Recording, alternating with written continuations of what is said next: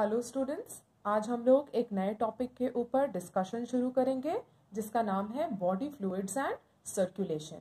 तो इस चैप्टर में डिटेल में जाने से पहले कुछ बेसिक चीज़ों को रिकॉल करना हमारे लिए ज़रूरी है। तो क्विक रिव्यू करते हैं हम लोग कि क्या क्या बेसिक चीज़ें हमें रिफ्रेश कर लेनी चाहिए अपने माइंड में इस चैप्टर में आगे जाने से पहले। हम लोग ऑलरेडी जानते हैं कि जितना भी लिविंग सेल्स प्रेजेंट होता है एक लिविंग ऑर्गेनिज्म में, उनको क्या चाहिए? न्यूट्रिएंट्स चाहिए, कार्बन ऑक्सीजन चाहिए और एसेंशियल सब्सटेंस चाहिए ताकि वो क्या कर सके? प्रॉपर फंक्शनिंग कर सके अपने बॉडी के अंदर। अब ये सारी चीज़ों की रिक्वायरमेंट के अलावा जो बाई प्रोडक्ट बनता है एज अ हार्मफुल सब्सटेंस, इसको क्या करना है? बॉडी के अंदर रखना तो नहीं है, तो इसको क्या करेंगे? रिमूव आउट करेंगे। तो जितने भी हार्मफुल सब्सटेंस जनरेट हो रहे हैं बॉडी के अंदर, इसको कंटिन्यूअसली रिमूव करना जरूरी है ताकि हेल्दी फंक्शनिंग हो सके टिश्यूज की, सेल्स की, ऑर्गन्स की, एंटायर ऑर्गन सिस्टम की। तो यहाँ पर हम लोग क्या देखते हैं कि इस काम के लिए हमें एक एफिशिएंट मैकेनिज्म चाहिए, एक सही मैकेनिज्म चाहिए ताकि ये सारे सब्सटेंसेस क्या हो सके? मूव कर सके to and from the cell. क्यों? जैसे न्यूट्रिएंट, ऑक्सीजन, एसेंशियल सब्सटेंस, ये क्या कर रहे हैं? सेल के अंदर जा रहे हैं, प्रोसेसिंग हो रही है और बाई प्रोडक्ट बन रहा है। तो सेल से बाहर हमारा बाई प्रोडक्ट आ रहा है, इसीलिए हम क्या कर रहे हैं? To the cell and from the cell. अब हम यहाँ पर क्या देखते हैं कि बहुत सारे अलग अलग ग्रुप के एनिमल्स हैं जो कि अलग अलग तरीका इवॉल्व कर चुके हैं, डिफरेंट मेथड्स इवॉल्व कर चुके हैं। क्या करने के लिए? ये ट्रांसपोर्ट करने के लिए, है ना। फॉर एग्जाम्पल के लिए अगर हम एग्जाम्पल लेंगे स्पॉन्जेस का, सीलेंट्रेट्स का। ये सीलेंट्रेट्स में क्या है? कैविटीज प्रेजेंट होते हैं बॉडी में, यानी कि वाटर की सर्कुलेशन होती है और इस सर्कुलेशन के थ्रू फैसिलिटेट होता है सेल्स में exchange of substances, exchange of gases as well as exchange of substances. अब अगर इससे थोड़ा और कॉम्प्लेक्सिटी में जाए ऑर्गेनिज्म का, तो कुछ स्पेशल फ्लूइड्स हम लोग बोल सकते हैं जो कि उनकी बॉडी के अंदर होते हैं और हेल्प करते हैं ट्रांसपोर्टेशन में। पहला एग्जाम्पल फ्लूइड का है ब्लड, जो कि बहुत ही कॉमन है एज अ बॉडी फ्लूइड, जो कि बहुत सारे हायर ऑर्गेनिजम्स में हम भी उसमें इंक्लूड होते हैं। ट्रांसपोर्टेशन के पर्पस में ब्लड यूज होता है। फिर दूसरा बॉडी फ्लूइड है हमारा लिम्फ, ये भी हेल्प करता है सर्टेन सब्सटेंसेस के ट्रांसपोर्टेशन में। तो अब ये जो सारी बेसिक चीजें हमने रिकॉल कर ली हैं, तब इस चैप्टर में हम आगे जो कुछ भी पढ़ेंगे वो हमें समझ में आएगा। बेसिकली हम लोग इसमें क्या देखने वाले हैं? हम लोग देखने वाले हैं composition and property of blood and lymph. क्यों? क्योंकि ये ही काम करेंगे as a mechanism of circulation. किस चीज का circulation? Nutrients, oxygen, essential substance, by products में हम लोग क्या देख रहे हैं? Carbon dioxide. ये सारी चीजों का जो सर्कुलेशन होगा, तो हम लोग इसको सर्कुलेशन ऑफ ब्लड के अंडर एक एक करके समझेंगे। अब हम लोग सबसे पहले शुरुआत करेंगे ब्लड के बारे में। ब्लड क्या है? जैसा हम लोग जानते हैं कि ब्लड को कनेक्टिव टिश्यू कहा जाता है। इसका अगर कंस्टिट्यूएंट्स का बात करें तो इसमें बेसिकली हम लोग तीन चीज देखेंगे। क्या क्या? पहला है हमारा फ्लूइड मैट्रिक्स, प्लाज्मा और फॉर्म्ड एलिमेंट्स। अब इनको हम क्या करते हैं? थोड़ा डिटेल में जानने की कोशिश करते हैं। सबसे पहले हम लोग बात करेंगे प्लाज्मा के बारे में। अब जब हम लोग प्लाज्मा की बात करते हैं तो प्लाज्मा बेसिकली एक स्ट्रॉ कलर्ड का विस्कस फ्लूइड है और ये बेसिकली 55% कंस्टिट्यूटिंग एलिमेंट होता है हमारे ब्लड का। अब इस प्लाज्मा की अगर हम जब बात कर रहे हैं तो सिर्फ प्लाज्मा में 90 to 92% क्या है? सिर्फ पानी प्रेजेंट है, ठीक है, और 6 to 8% हम कह रहे हैं प्रोटीन्स। इसी प्लाज्मा में हम आगे देखते हैं कि फाइब्रिनोजन भी प्रेजेंट होता है, ग्लोब्यूलिन्स भी, एल्ब्यूमिन्स भी, और ये क्या है? ये मेजर प्रोटीन्स हैं जो इसमें पाए जाते हैं। अब इन तीनों का भी अलग अलग फंक्शन है। फाइब्रिनोजन क्या में हेल्प करेगा? ये क्लॉटिंग ऑफ ब्लड में हेल्प करता है, इसको हम लोग बोलते हैं कोआगुलेशन ऑफ ब्लड। उसके बाद जब हम लोग ग्लोब्यूलिन्स की बात करते हैं तो ये डिफेंस मैकेनिज्म में इन्वॉल्व होता है हमारे बॉडी में। और जो एल्ब्यूमिन्स है ये ऑस्मोटिक बैलेंस को मेंटेन करने में हेल्प करते हैं। अब प्लाज्मा में हम कुछ मिनरल्स भी देखते हैं, like sodium ion, calcium ion, magnesium ion, bicarbonate, chloride ions etcetera. इसके अलावा ग्लूकोज, अमाइनो एसिड, लिपिड्स जैसे सब्सटेंसेस भी प्लाज्मा में प्रेजेंट होते हैं। इसके अलावा हम क्या देख रहे हैं कि जो कोआगुलेशन फैक्टर है, जो फैक्टर्स कोआगुलेशन या क्लॉटिंग ऑफ ब्लड के लिए रिस्पॉन्सिबल होते हैं वो भी प्लाज्मा में प्रेजेंट होते हैं, लेकिन वो इनएक्टिव फॉर्म में प्रेजेंट होते हैं। अब अगर प्लाज्मा में ये क्लॉटिंग फैक्टर्स ना हो, अगर प्लाज्मा में ये क्लॉटिंग फैक्टर्स ना हो, उस कंडीशन में हम इस प्लाज्मा को क्या कहेंगे? सीरम।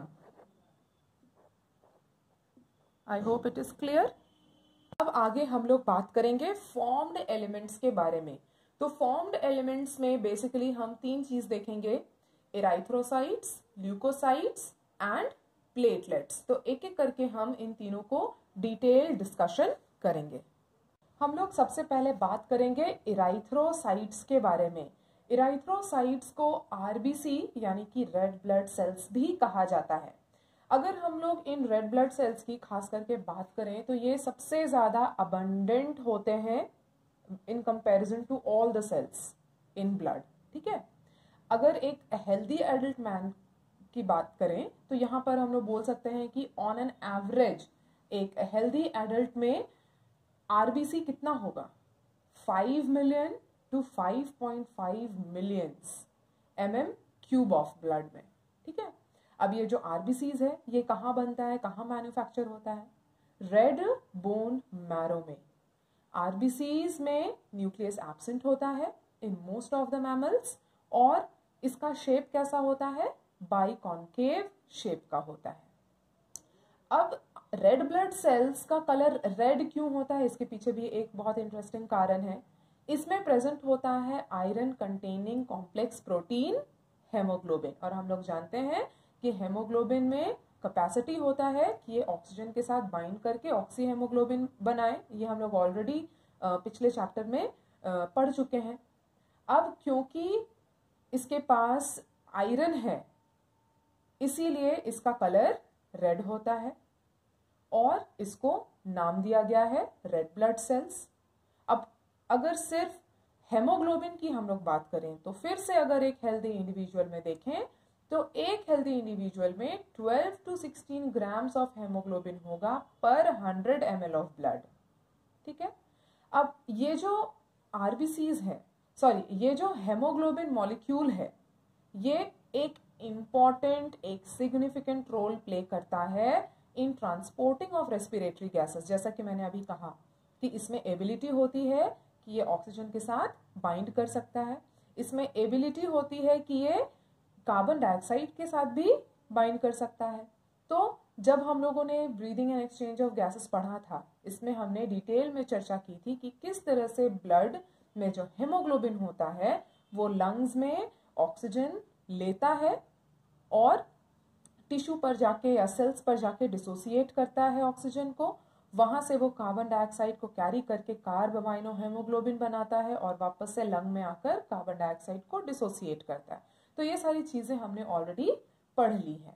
अब आरबीसी के अगर लाइफ स्पैन की बात करें तो इसका एवरेज लाइफ स्पैन होता है 120 डेज, और अपना लाइफ स्पैन कंप्लीट करने के बाद ये स्प्लीन में डिस्ट्रॉय हो जाता है, इसलिए स्प्लीन को क्या कहा जाता है? Graveyard of RBCs.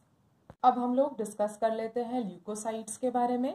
Leukocytes are commonly known as white blood cells या WBC, अगर इसको एब्रीविएट करें। ये कलरलेस होते हैं क्योंकि इनमें हेमोग्लोबिन नहीं होता। इराइथ्रोसाइट्स के कंपैरिजन में ये न्यूक्लिएटेड होते हैं, कहने का मतलब इनमें न्यूक्लियस प्रेजेंट होता है, लेकिन अवेलेबिलिटी की अगर बात करें तो ये कम अमाउंट में होते हैं, इनका नंबर लेसर होता है एज कंपेयर टू इराइथ्रोसाइट्स। एवरेज अगर लेकर चले तो ये 6000 to 8000 mm³ ऑफ ब्लड हम लोग बोल सकते हैं, इतना इसका अमाउंट होगा। ल्यूकोसाइट इराइथ्रोसाइट के कंपैरिजन में शॉर्ट लिव्ड होते हैं, इनकी लाइफ स्पैन कम होती है। अगर हम WBC को कैटेगराइज करें तो इनको हम 2 मेजर कैटेगरी में बांट सकते हैं। पहला है ग्रैन्युलोसाइट और ए ग्रैन्युलोसाइट। ग्रैन्युलोसाइट्स में भी हम 3 डिफरेंट टाइप्स देखते हैं। क्या क्या है? Neutrophils, eosinophils and basophils. और ए ग्रैन्युलोसाइट में हम देखते हैं लिम्फोसाइट्स और मोनोसाइट्स। तो ये सारी चीज़ों का अपना अपना एक रोल है और ये अपना अपना responsibility according to division of labour ये परफॉर्म करते हैं। तो आगे जब हम देखें कि न्यूट्रोफिल्स हैं, ये सबसे ज़्यादा अबंडेंट होता है इन टोटल WBC और बेसोफिल्स की क्वांटिटी सबसे ज़्यादा कम होती है।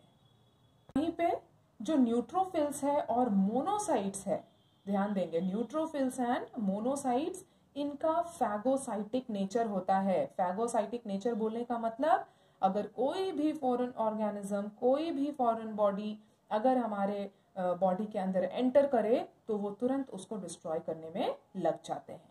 जो बेसोफिल्स हैं ये सिक्रीट करते हैं हिस्टामाइन, सेरोटोनिन, हेपेरिन और ये इन्फ्लामेटरी रिएक्शंस में इन्वॉल्व होते हैं। अब कैसे? यहाँ पे देखेंगे एक सीक्वेंस है। जैसे हमने क्या कहा कि न्यूट्रोफिल और मोनोसाइट्स है, इनका फैगोसाइटिक नेचर है, यानी कि कोई एक फॉरेन बॉडी हमारे बॉडी के अंदर आया तो उसको डिस्ट्रॉय करना है। एज अ रिजल्ट क्या होगा?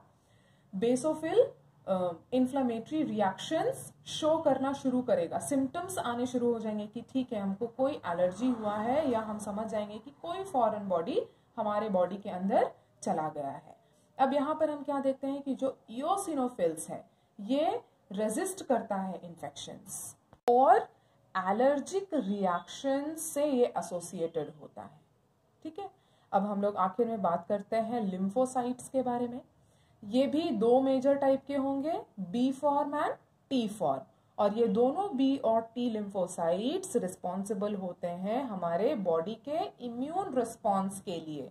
यानी कि जो इम्यून रिस्पॉन्स होगा to any particular foreign particle that might enter inside our body, कोई भी वायरस, बैक्टीरिया, किसी भी तरह के एलर्जी, ये सब चीज से इम्यून रिस्पॉन्स प्रोवाइड कराता है हमारे बॉडी को। अब लास्ट में हम लोग बात करेंगे प्लेटलेट्स के बारे में। प्लेटलेट्स को थ्रोम्बोसाइट्स भी कहा जाता है। अब प्लेटलेट्स के बारे में सबसे इम्पॉर्टेंट बात बस यही जानना है कि ये क्या है? सेल फ्रैगमेंट्स हैं और ये प्रोड्यूस्ड होते हैं बाय मेगाकार्योसाइट्स। ये स्पेशल सेल्स होते हैं जो बोन मैरो में प्रेजेंट होते हैं। अब अगर प्लेटलेट्स ना हो तो क्या होगा? प्लेटलेट्स बेसिकली जैसे हम लोग जानते हैं कि बहुत सारे वैरायटी में सब्सटेंसेस को रिलीज करता है जो कि इन्वॉल्व होता है कोआगुलेशन या ब्लड क्लॉटिंग में। अगर प्लेटलेट्स का अमाउंट, प्लेटलेट्स का नंबर रिड्यूस हो जाए तो क्या होगा? क्लॉटिंग डिसऑर्डर्स हो सकता है। क्लॉटिंग डिसऑर्डर होगा तो क्या होगा? एक्सेसिव लॉस ऑफ ब्लड हो सकता है बॉडी से और ये फेटल भी हो सकता है।